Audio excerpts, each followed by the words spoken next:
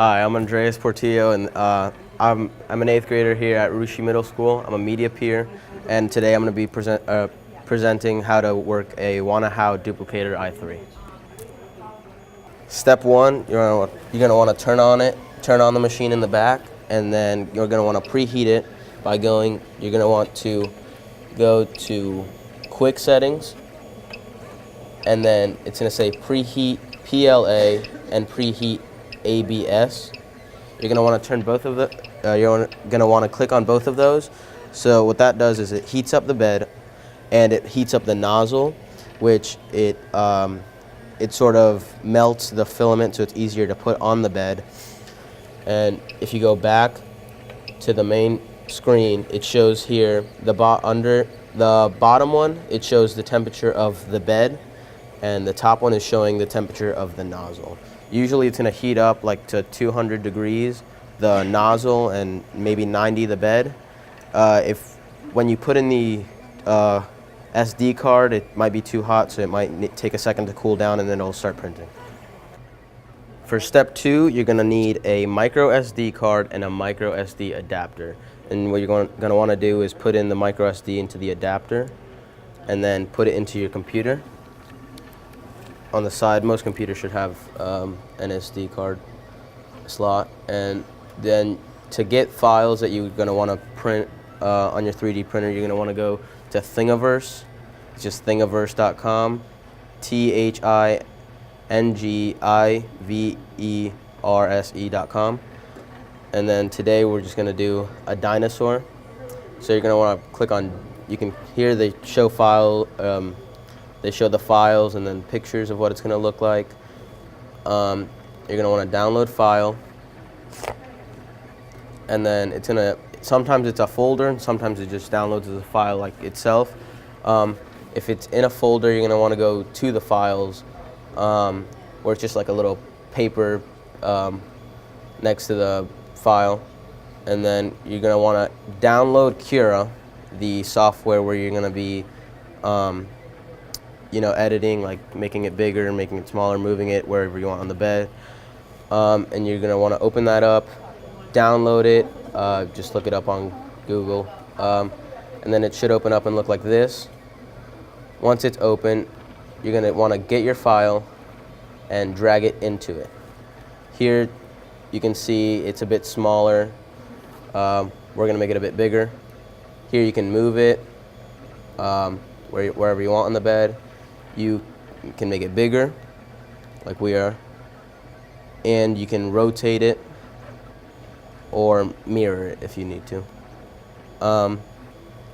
It shows here like what kind of, how much filament you want to use. It shows hollow, which it won't have anything in there. It also tells you the kind of support that the print will have. So if it's hollow, it won't have much support. Whereas if it's solid, it'll have the best support it can. But with solid, it does take longer than hollow.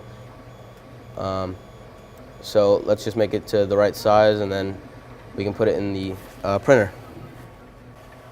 This is the final step in basic 3D printing. So your 3D printer should already be preheated, and everything should be okay and ready to go. So you're going to want to get your SD card from the adapter that has the file on it, and you're going to want to put it into this SD slot in the printer, and then you're going to want to make sure to put on glue onto this glass that comes with, it should come with the printer, that goes on top of the bed that's hot. This is just so the filament sticks onto it and it doesn't lift up and ruin your print. Once you've put on the glue, you should be ready to go with printing. So here you're going to want to click down on the button and go down to SD card, and then click mount. And when you're taking out the SD card, you should click unmount, so it doesn't damage anything, any files. And then you're going to want to go to print file. And here we have a lot of the things we've already done, but we're just going to start with the dinosaur.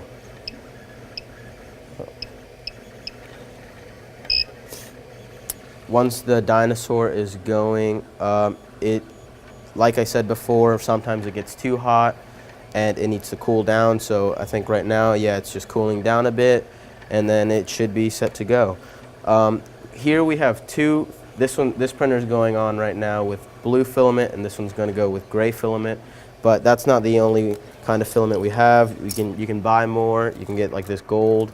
We have this teal sort of color.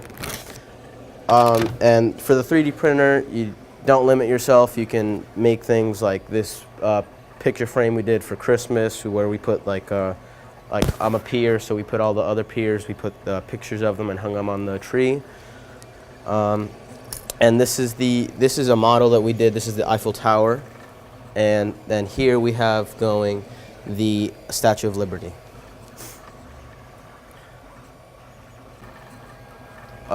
And this is just the basics, so you don't have to limit yourself to just using this machine. There's other machines that can use both filaments at the same time. You can get other machines that will go around your head and make a 3D print of your head. So, like I said before, don't limit yourself. These are two examples here of what you can use in your daily life. Like, you can make a vase, you can make a wallet. Here is, like I said before, the picture frame that we used during Christmas time. Thank you.